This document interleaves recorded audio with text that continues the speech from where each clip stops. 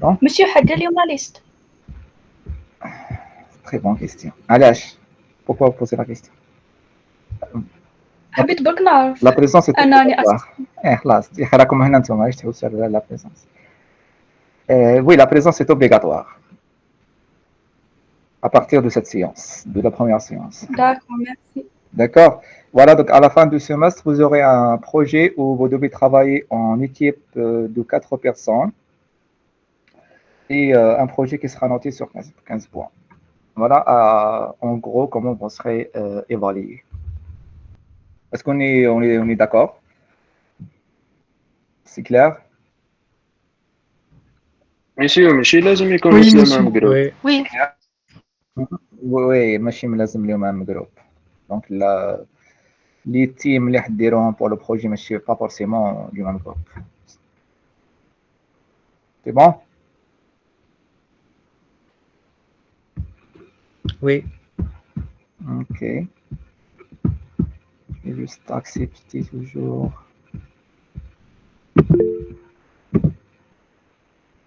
Très bien. Donc, oui, une question. Alors, l'objectif des travaux pratiques du système d'information est d'apprendre à réaliser un système d'information. C'est d'apprendre à implémenter un système d'information. Ben, tout simplement, c'est de développer une petite application. Alors, dans un système d'information, je vais juste partager avec vous mon écran. Voilà. L'écran. Vous voyez le partage?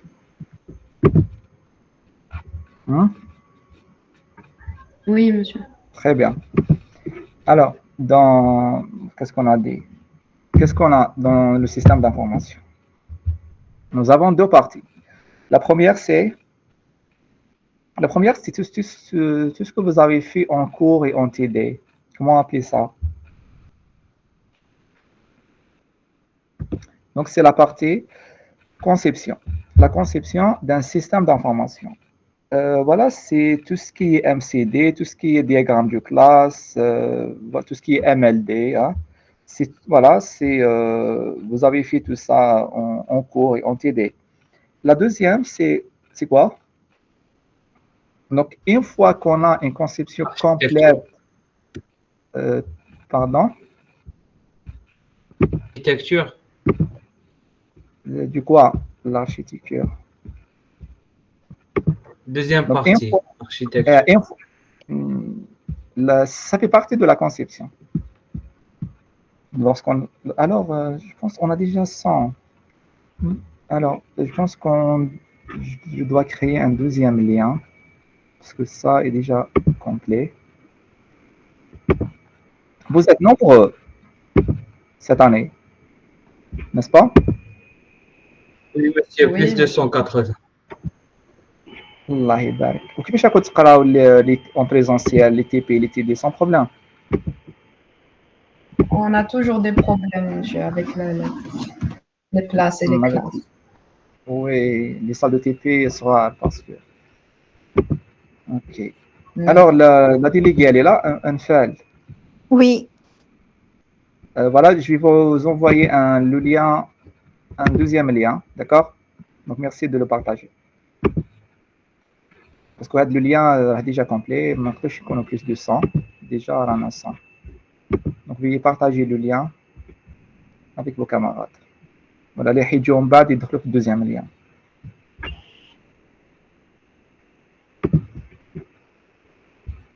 Je vais même le mettre ici en commentaire. La modélisation. La modélisation, c'est aussi une conception, hein? Modélisation d'un système.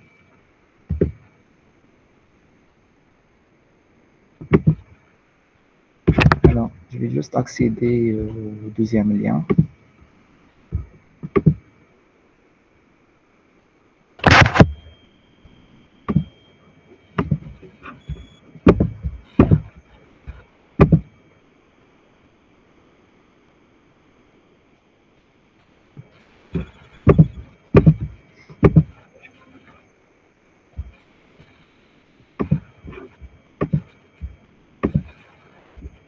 Bon, je vais démarrer le partage. On a ici.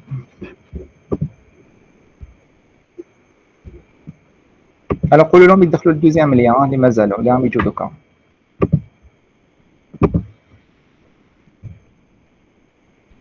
Très bien. Alors, qu'est-ce qu'on a dit? La première partie, c'est la partie conception. Et une fois qu'on a une conception complète, validée, donc c'est quoi l'objectif de la conception? Là, je dis la conception, c'est avant de passer à la réalisation.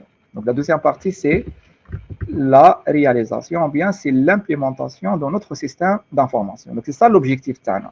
C'est l'objectif, c'est d'implémenter un système d'information, mais pour le faire, on doit d'abord passer par la partie conception.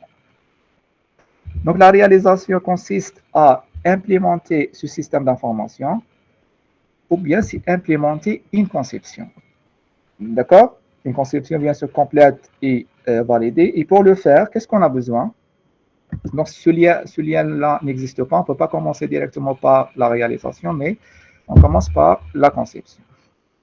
Et pour le faire, on a dit la partie réalisation, bien la partie implémentation. Qu'est-ce qu'on a besoin? On aura besoin de quoi?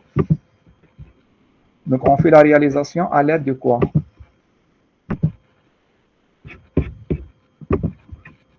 Les outils de programmation. Très bien. C'est les outils ou bien, ou bien les langages de programmation. Très bien. Voilà. Alors, maintenant, la réalisation. Donc, ce qui nous intéresse, c'est la partie réalisation pour notre TP. La réalisation de chaque système d'information, de chaque logiciel, de chaque application, se fait en deux niveaux, ou bien en deux parties, on peut dire, qui sont, donc on aura toujours le développement côté 1 et le développement côté 2. Comment s'appellent ces deux parties?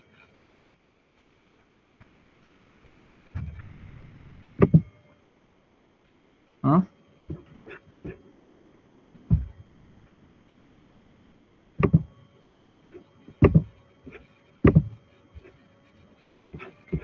Je ne sais pas où mettre les deux parties.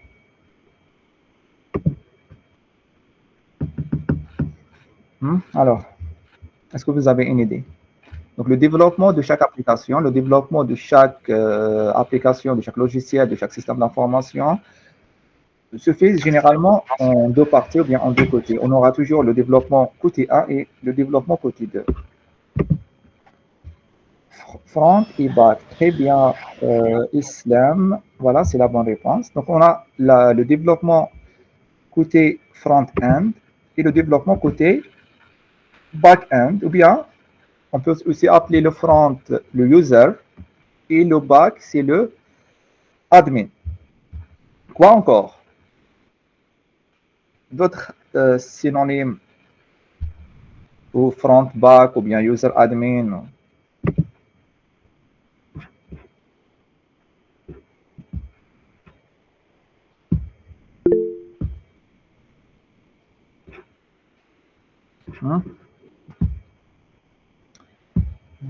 J'ai le partage. Très bien. UX, UI, non? UX, UI. UX, UI, c'est toujours le... Très bien, c'est la partie front. Donc UX, User Experience ou bien User Interface. Ça fait partie de front-end, les deux. Voilà, donc nous avons... donc, je cherche ça. Donc, la partie front, c'est la partie client, bien la partie client. Le back, c'est quoi? Monsieur, Serveur. monsieur, pardon, les rampes, le lien deuxième, ils ne peuvent rien entendre. Les rampes, deuxième lien, ah oui, sorry. Les rampes, deuxième lien, le micro, aucun copie. C'est bon? C'est quoi? Donc, deuxième lien. C'est bon, Doka. Vous m'entendez?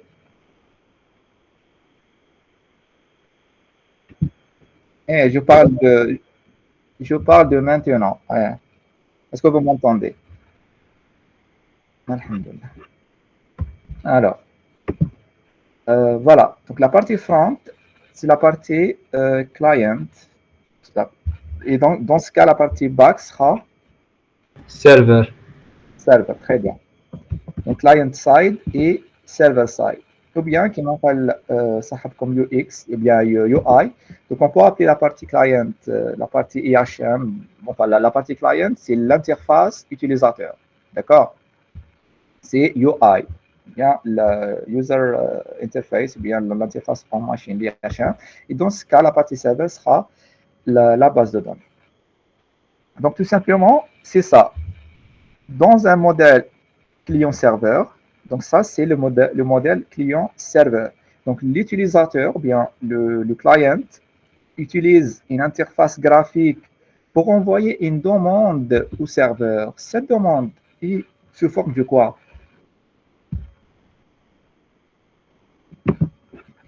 On envoie une demande au serveur sous forme de... requête. Très bien. Yes. Ouais.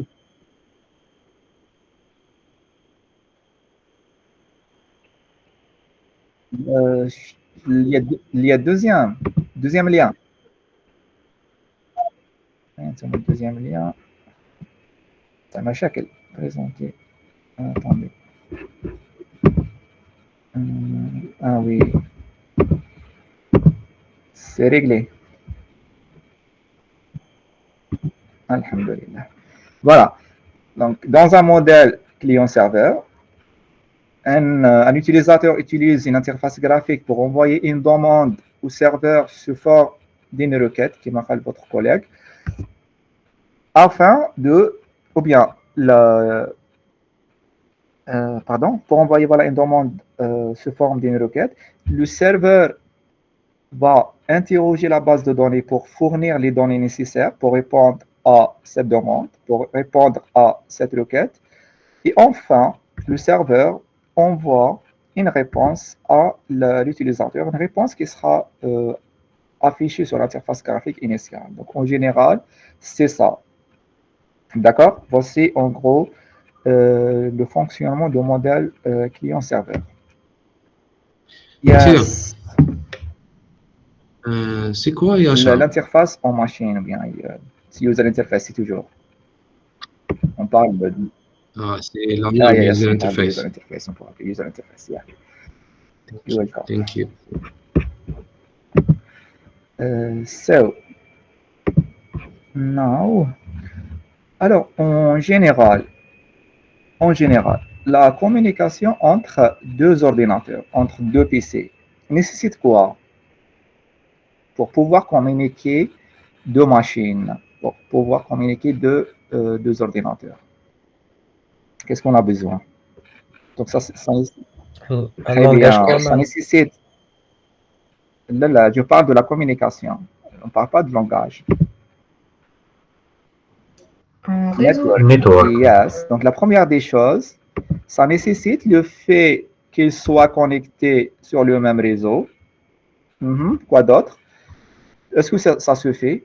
Imaginez que j'ai des PC qui sont connectés sur le même réseau. Bien, comment faire communiquer le PC 1 avec le PC 5? Donc, la première... IP. Des câbles, là. Oui, les câbles pour lier tous les PC. Exactement, je vais envoyer ce message à quelle machine exacte? أيوة أماني اللي قالت les adresses IP. Très bien. Donc, la communication entre deux ordinateurs nécessite le fait qu'ils soient connectés sur un réseau informatique, peu importe le type, local, avec des câbles réseau ou bien réseau Internet. Et ça nécessite le fait qu'ils doivent être identifiables avec des adresses IP correctement choisies. Et par la suite, l'utilisation d'une architecture client-serveur. Qui veut dire quoi? Qui veut dire il y aura des ordinateurs qui vont jouer le rôle de serveur, par exemple celui-là, et il y aura des ordinateurs qui vont jouer le rôle de client. Par exemple, celui-là. Alors, un client est celui qui demande quelque chose, le serveur est celui qui rend le service. D'accord?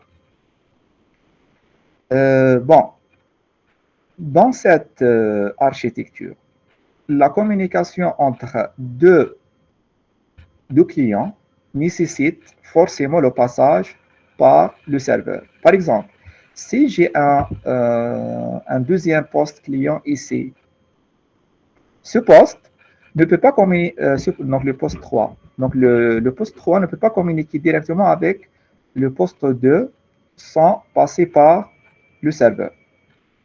D'accord? Donc on ne peut pas envoyer un message de PC2 directement vers PC3 sans passer par le serveur. Donc qu'est-ce qu'on va faire?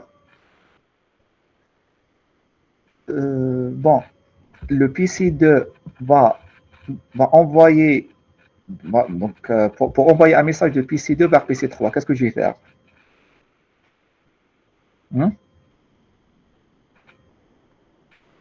Donc ce qui est fait, le PC2 va transmettre le message vers le PC1 qui est le serveur. D'accord? Le message, bien la demande. Le serveur va l'enregistrer dans la base de données. Donc généralement, dans le serveur, j'ai la base de données. Donc je vais sauvegarder cette demande dans la base de données et puis la retransmettre vers la destination exacte. C'est le PC numéro 3. Et la même chose pour la réponse. Donc le PC3 va envoyer la réponse au PC1, celui-là. Je vais sauvegarder la réponse de la base de données afin de la transmettre vers le PC2. Donc de cette façon, on peut garder la traçabilité de tout ce qui se passe dans notre système dans un endroit connu et fiable qui est le serveur. Donc de cette façon, je peux garder la traçabilité de tout ce qui se passe dans mon système dans un endroit clair, dans un endroit connu qui est le serveur. Est-ce que ça va? Est-ce qu'on est d'accord? Oui. Oui. C'est clair pour tout le monde.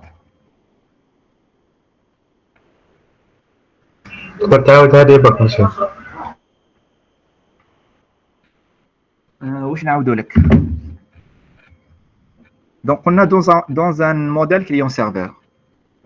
À quoi sert le serveur? Donc, on utilise le serveur, c'est pour garder la traçabilité de tout ce qui se passe dans notre système. Ce qui est fait, on ne peut pas communiquer directement de PC clients sans passer par le serveur.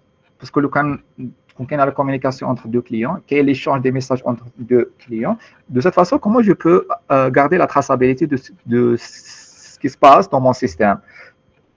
Donc, pour sauvegarder, la sauvegarde se fait au niveau du serveur.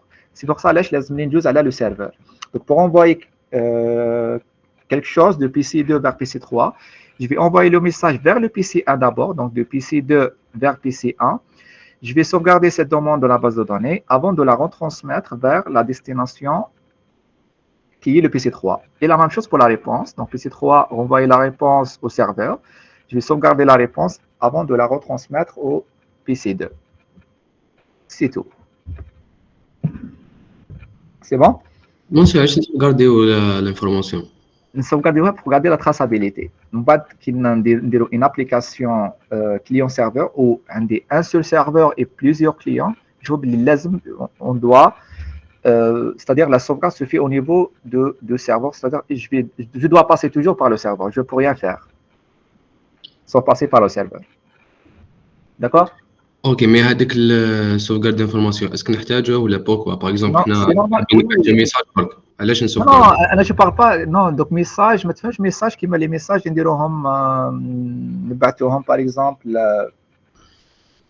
Enfin. نو فهمتك مونسي فهمتك انا علاش حنا نسحقوا لا دوني هذيك توصل للبي سي 2 علاش حتى نسوفغارديوها في السيرفر علاش نسوفغارد ايماجين كو انا دوكا عندي enfin téléphone portable donc voilà donc راني في التليفون portable تاعي qui est le PC2 c'est ça oui ok dans le PC, donc le PC2, c'est mon téléphone portable. J'ai envoyé un email à quelqu'un. Oui, monsieur. Vers le téléphone TAC qui est le PC3. Ok. Enfin, le PC3, c'est votre téléphone. Le cas de mon appareil vers votre appareil, sans passer par le serveur du Gmail. Le cas de par exemple Gmail, le PC TAC, je ne la traçabilité. Je ne le message que j'ai envoyé par mon téléphone. Vous voyez? Ah, ok.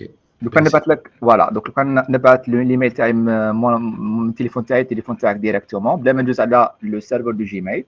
Le cas de le PC TAC, le Gmail, je ne l'email que j'ai envoyé avec mon téléphone. Oui, c'est vrai, merci. À cause de la Ouais. synchronisation. À cause? La synchronisation. Non, c'est-à-dire quand le serveur, la synchronisation se fait automatiquement, oui. Parce que j'ai une base de données. Je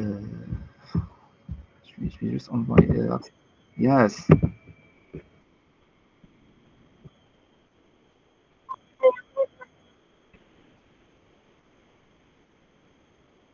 ما عندناش une solution. Yes, ما تسمعوش les questions تاع les autres. Non, انت ما عندكش une question. علاش تفوسيت؟ هو il a posé une question. Donc نتوما اذا ما يسقسيوني اذا عندكم des questions سقسيوني انتم ثاني. D'accord? Et اذا ما فهمتوش quelque chose سقسيوني نريبوندي لكم. Alors. Good. Qu'est-ce qu'il nous reste? Il nous reste quoi? Alors maintenant, on va parler de modèle client-serveur, mais dans le web. Parce qu'avant, on a parlé de modèle client-serveur en général.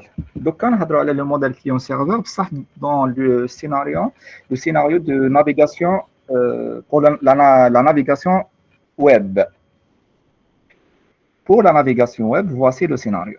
Donc, un client va envoyer une requête de quel type? Donc, dans le web, on parle des requêtes HTTP. Très bien. Des requêtes HTTP. Donc, un client va envoyer une requête HTTP afin de recevoir une réponse HTTP. Donc, c'est quoi le HTTP? Vous avez fait web l'année passée, normalement. C'est un protocole. C'est un protocole. Très bien.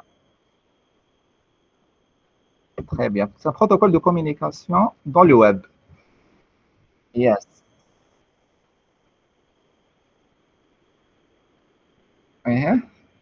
Donc, nous avons le... Pardon. Voilà. Donc, le HTTP, c'est un protocole qui nous permet de manipuler les messages web. C'est un protocole d'échange des messages web. Voilà. Donc, le client envoie une requête HTTP au serveur. Donc, cette requête HTTP, elle est sous forme de quoi? Ou bien, premièrement, c'est quoi le client? Si on parle de scénario le web, c'est quoi le client? Browser. Navigateur. C'est le navigateur. Très bien. C'est notre navigateur web. Donc, voilà. Donc, un client va envoyer une requête HTTP. Cette requête HTTP, elle est sous forme de quoi? Elle est sous forme d'un URL, n'est-ce pas? Voilà. Donc, le serveur reçoit et analyse la requête. D'accord?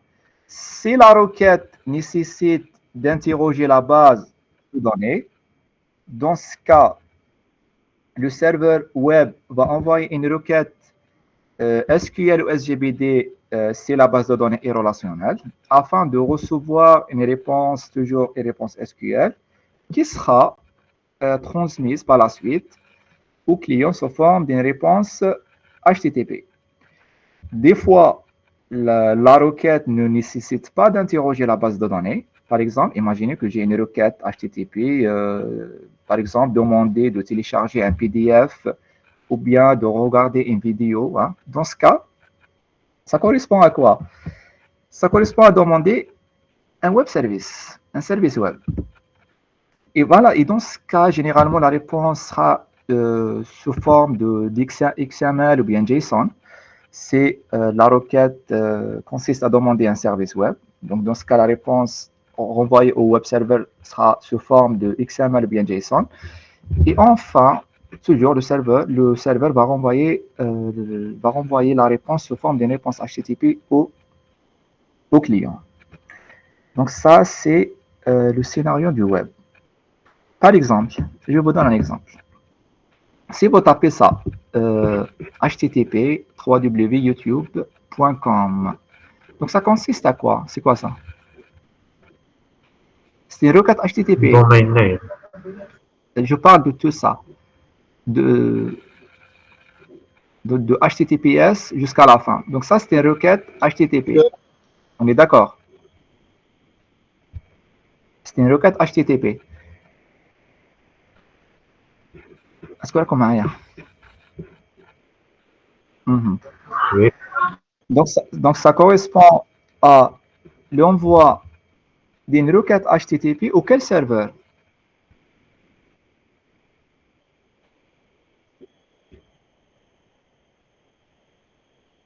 Donc ça correspond à l'envoi d'une requête HTTP au serveur de YouTube.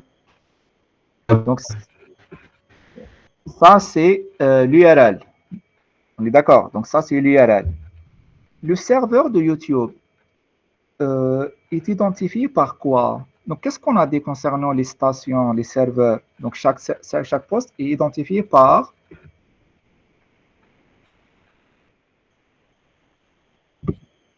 adresse IP. Très bien. جاي هذاك السيرفر هذاك من Hein? سيرفر ولا صوت. Okay. Donc ça, on a dit que ça, c'est une requête HTTP. Sous forme d'une URL. C'est une requête HTTP vers le serveur de YouTube. Et le serveur de YouTube est identifié par son adresse IP. Donc chaque station est identifiée par son IP et rien d'autre. Donc là, j'ai besoin de quoi? Donc là, par exemple, ça c'est le serveur de YouTube. Donc ça, c'est une des adresses IP de YouTube, 208.65.153.253. Donc ça, c'est une des adresses IP de YouTube. Alors, j'ai tapé l'URL. Mais l'URL va vers le serveur qui est identifié par une adresse IP. Donc, il me manque quelque chose. Qu'est-ce qu'il me manque? Le DNS. Très bien. Qui a donné cette réponse? Je a laissé le DNS. Ah non. وراك في quel Ayman Bouzouad, groupe 4. le lien 1 ou le lien premier lien? Ayman Bouzouad. Bouzouad, j'avais une étudiante Bouzouad en ACAD C l'année passée. L2. Je ne suis pas médecin, je pense. Ah, ok. Donc, très bien. Donc, on a besoin il nous faut un intermédiaire.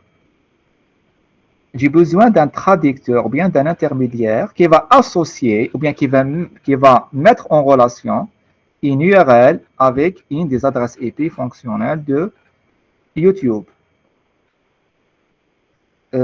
Voilà, c'est pour pouvoir communiquer au serveur de YouTube, car le serveur, on a dit que le serveur est identifié par son adresse IP et rien d'autre. Donc, c'est le DNS serveur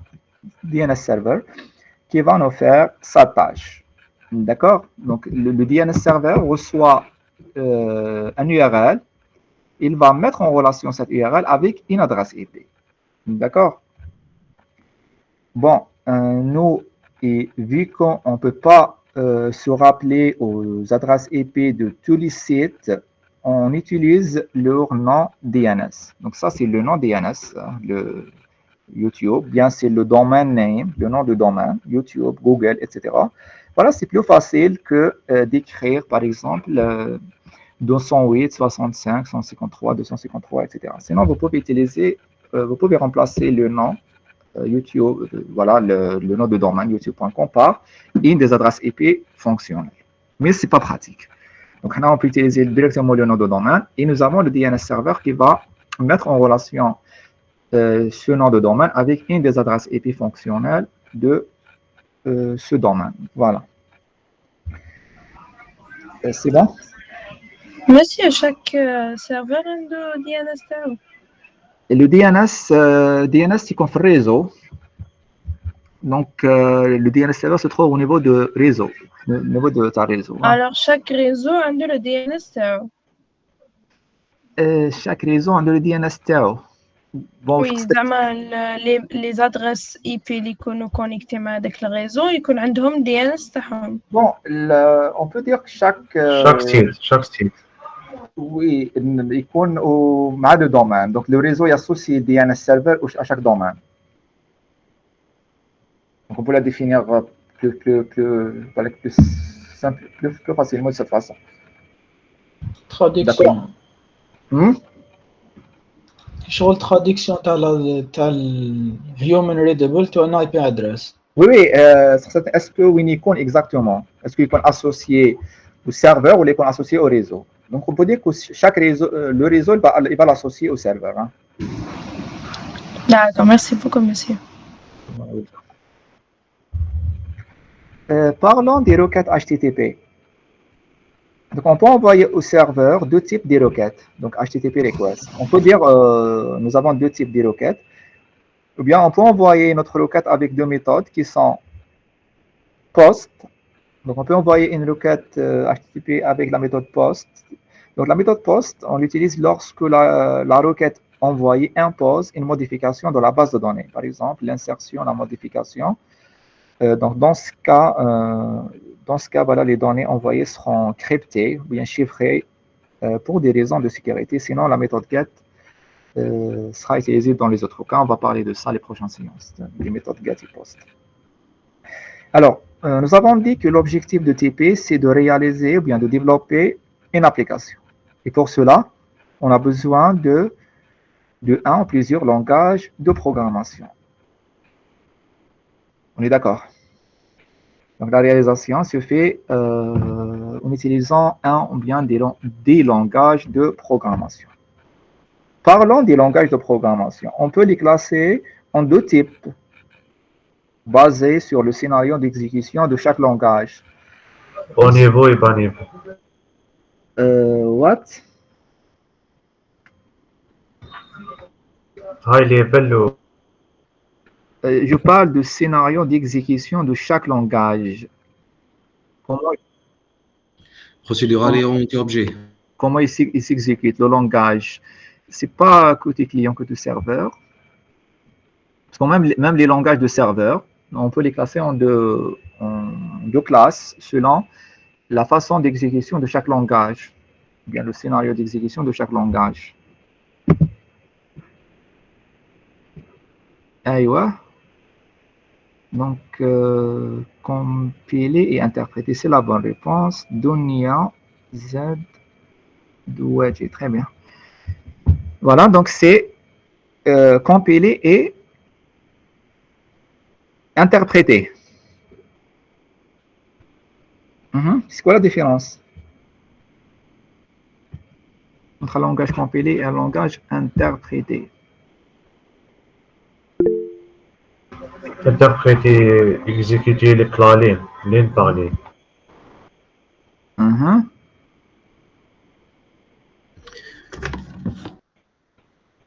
Le compilateur est de méthode objet. Très bien. Alors, pour le langage compilé. Pour les langages compilés, nous avons le code source. Ce code source sera transformé en code binaire en utilisant, ou bien à travers d'un compilateur. Donc, en utilisant un compilateur, ce code source sera transformé en code binaire. Ou bien, on va générer l'exécutable. Ce code binaire, donc ce fichier exécutable, on peut l'exécuter sur des données en entrée pour avoir un résultat en sortie. Donc, ça, c'est le langage compilé. pour les langages interprétés. Donc, nous avons toujours le code source, d'accord? Donc, nous avons le code source, puis donc l'exécution se fait directement par un logiciel interpréteur, un exécuteur, un logiciel exécuteur ou bien un interpréteur. Donc, on peut exécuter ce code source sur des données en entrée pour avoir un résultat en sortie. Donc, pour voir la différence entre les deux langages, imaginez que vous avez 50 lignes de code, ou bien d'abord, attendez quelques langages. Je parle comme langage de programmation. JavaScript, Python, Java. HTML par exemple. Ouais. Alors, le C, par exemple, le C et C++, c'est compilé ou bien interprété? Compilé. Voilà, très bien. Compilé. Et JavaScript? Interprété. JavaScript interprété. Voilà, très bien. Donc, par exemple, Python et JavaScript sont des langages interprétés. Donc, là, je vous donne un exemple. Donc, imaginez que vous avez 50 lignes de code écrit en Python et 50 lignes de code écrit en C++. D'accord? Très bien. Avec une erreur dans la ligne numéro 50. Donc, comme 50 lignes de code C++ avec une erreur dans la dernière ligne et 50 lignes de code Python avec une erreur dans la dernière ligne. Si on lance l'exécution des scripts, quelle sera la différence qu'on peut remarquer? Le compilateur ما يقدرش يخدم le code objet كي تكون كاينه ايرور بصح الانتربريتور ينتربريتي شاك ليني حتى يوصل يلحق الايرور هذه.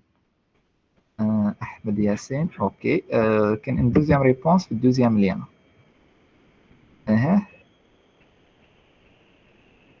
شكون الثاني اللي هضر؟ باسكو هضرتو en même temps فيكو كاين دو ليان ما كنتوش تسمعوا في بعضكم. Ahmed Yassine, c'est ça? Oui, Khmis Ahmed Yassine. Très bien. Voilà, donc c'est la bonne réponse. Donc le code Python, par exemple, exécute les 49 premières lignes sans problème et puis s'arrête. Par contre, le code C ou bien C++, il va rencontrer une erreur dans cette étape, l'étape de compilation. Il va rencontrer cette erreur et donc il ne peut pas générer le code exécutable, ce qui fait qu'on ne peut pas l'exécuter carrément. Donc le code C++, on ne peut pas l'exécuter. Parce que dans cette étape, l'étape de compilation, il va rencontrer cette erreur et il ne peut pas générer le code exécutable. Contrairement au code Python, donc on peut exécuter les 49 premières lignes et puis ça s'arrête. C'est bon? Est-ce que c'est bon? Oui. Très bien. Good. Donc je reviens vers le support. Donc pour notre TP, nous allons découvrir Python. D'accord? Donc on va voir une nouvelle compétence qui est très utile pour les gens, surtout pour les gens qui vont faire une carrière dans le domaine de data science et l'intelligence artificielle. Ça va vous aider. Ça va vous aider, voilà. Mais on ne va pas travailler directement avec Python. On va utiliser un framework basé sur Python qui s'appelle comment? Django. Django, très bien. Donc Django, c'est quoi? Django, c'est un framework web gratuit et open source basé sur le langage Python qui facilite le développement rapide des applications et des sites web dynamiques, sécurisés et maintenables. Mais c'est quoi un framework? Donc Django, c'est un framework Python. C'est quoi un framework? C'est un ensemble تاع les bibliothèques يقدروا يعاونونا.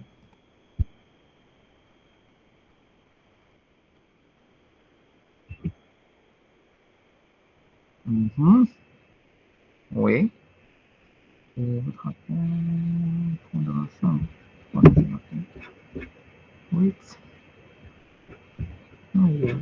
Ok. No problème. Très bien. Donc, on va essayer d'aller un peu rapidement. Donc, qu'est-ce qu'on a dit? Voilà, donc Framework, c'est un ensemble de bibliothèques, comme il a dit votre camarade. C'est un ensemble de bibliothèques, un ensemble de blocs, des fonctionnalités qui sont déjà préparées et intégrées dans cet outil. Donc, ces outils-là vont vous aider pour créer facilement votre application. Donc, vont commencer pas à zéro. Vous avez déjà plein de fonctionnalités prêtes à utiliser et à personnaliser comme vous voulez. Par exemple, imaginez que... Yes. واش لا ديفيرونس كي تخدم سيت ويب بجافا سكريبت وكاع وبيتون؟ كيفاش؟ الديفيرونس كي تخدم ان سيت بجافا سكريبت وبين بيتون؟ سي ça la question. تسمى نوت جي اس ولا بيتون؟ Node.js, c'est un framework. Python, c'est un langage. Vous voulez dire Django. Node.js avec Django? Non, Node.js avec JS ou Django avec Python. Eh, donc vous avez plusieurs choix. Donc vous pouvez le faire soit avec PHP Laravel, avec JS, Full Stack JS, bien Node.js, ou bien avec Django.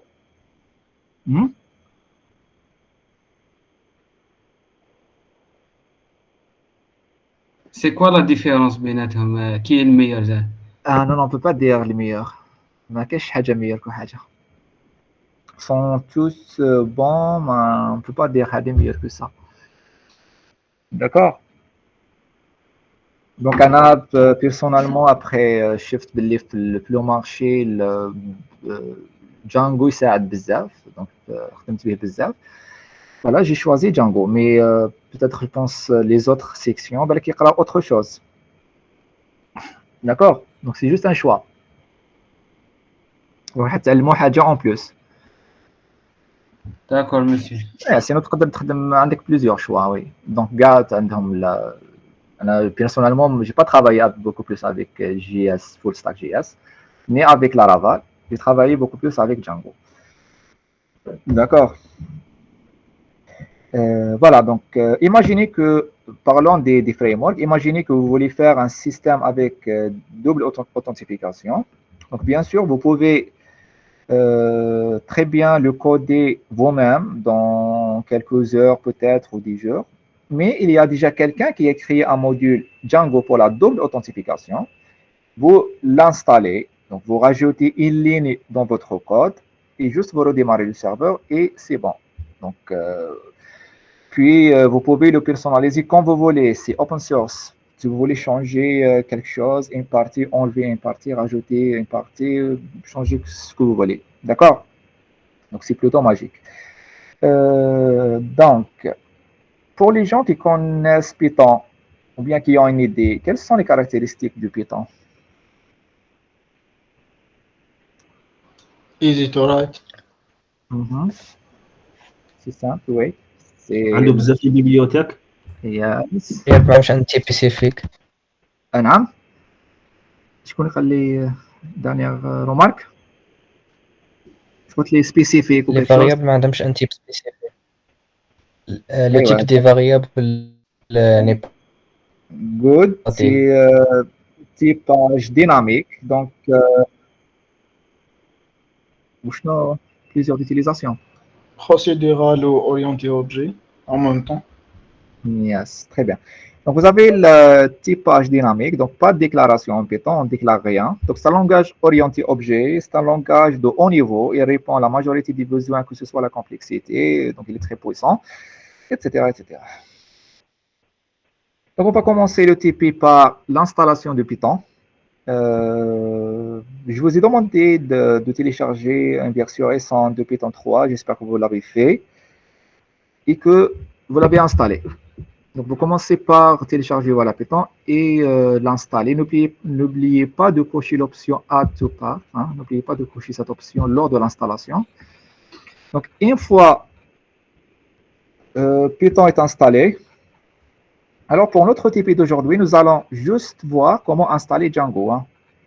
Et nous allons créer un projet, notre premier projet Django avec une seule application et enfin lancer le serveur en local. C'est tout ce qu'on va faire aujourd'hui. كي انستاليت بيتون ما دارهوليش في الباد. نتا كوشيها نتا عندك cette option. Donc lors de l'installation, vous aurez cette option par défaut, elle est décochée. Vous devez la cocher. D'accord? Vous pouvez le réinstaller. Hein. Voilà, donc une fois installé, vous devez créer et accéder à votre répertoire de projet. Par exemple, donc on va, voilà, par exemple, voilà mon répertoire de travail, type 1. Voilà. Qu'est-ce qu'on va faire? On va créer un répertoire, un dossier. On va l'appeler par exemple TP1. Oups. Monsieur, Voilà. Yes. on peut utiliser PyCharm. PyCharm, c'est IDE.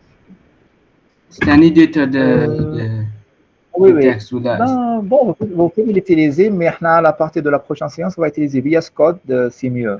Bon, on va travailler avec VS Code. Parce que PyCharm, vous aurez les modules déjà. On peut rien, donc on va juste télécharger seulement ce qu'on a besoin. D'accord? Alors, on va créer ce répertoire-là. Et puis, à partir de ce répertoire, on va lancer l'interpréteur de ligne de commande. On va lancer le CMD. D'accord? On va lancer le CMD à partir de ce répertoire. Comment? Il suffit de cliquer le flux chemin. D'accord? Voilà. Donc, vous cliquez ici et vous tapez CMD. Et le CMD sera lancé à partir de ce répertoire. Vous voyez, donc il est pointé sur ce répertoire-là. Linux, vous avez l'option.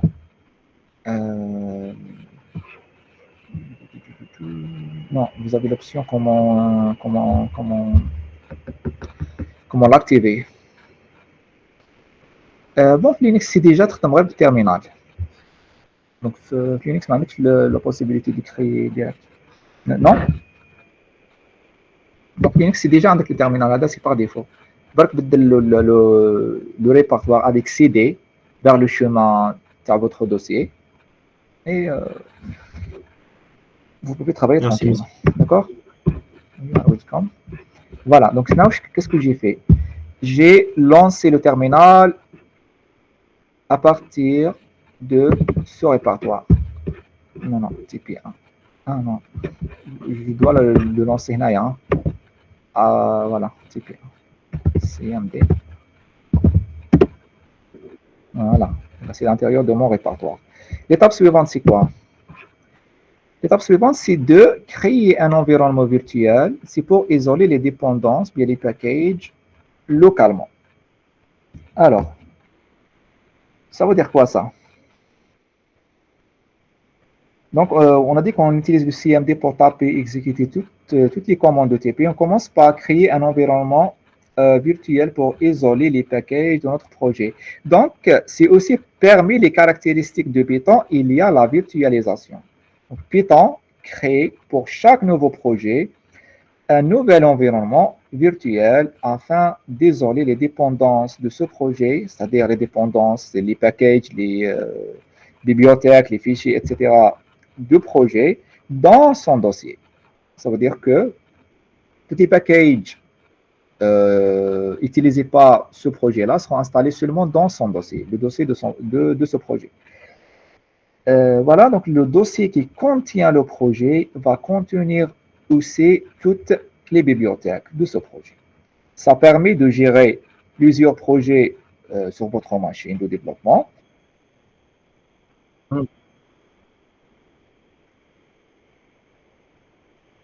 وشنو شحال انا صافي 20 minutes مانيش ناكسبتي نو لا ونص كنت ناكسبتي لي 30 minutes الاولين دوكا سي alors je pense que apparemment ça va couper نعم سي فو بتقول تعاود تكون الاخراني على باسكو كان عندي يعني كوبور في لا كونيكسيون. Très grave. Alors, s'il vous plaît, donc on dirait une pause de 3 minutes, parce que donc l'appel est coupé dans 5 minutes, d'accord? Donc on dirait une petite pause. Vous devez taper en commentaire le nom, prénom et le matricule. Ok? Voilà, on va dire une pause de 5 minutes. On va nous 10 minutes. On va faire le reste. Parce que l'appel est coupé normalement dans 3 minutes, oui. Voilà, donc en commentaire, laissez en commentaire le nom, prénom, matricule et groupe. Donc vous avez à peu près 2 minutes pour le faire.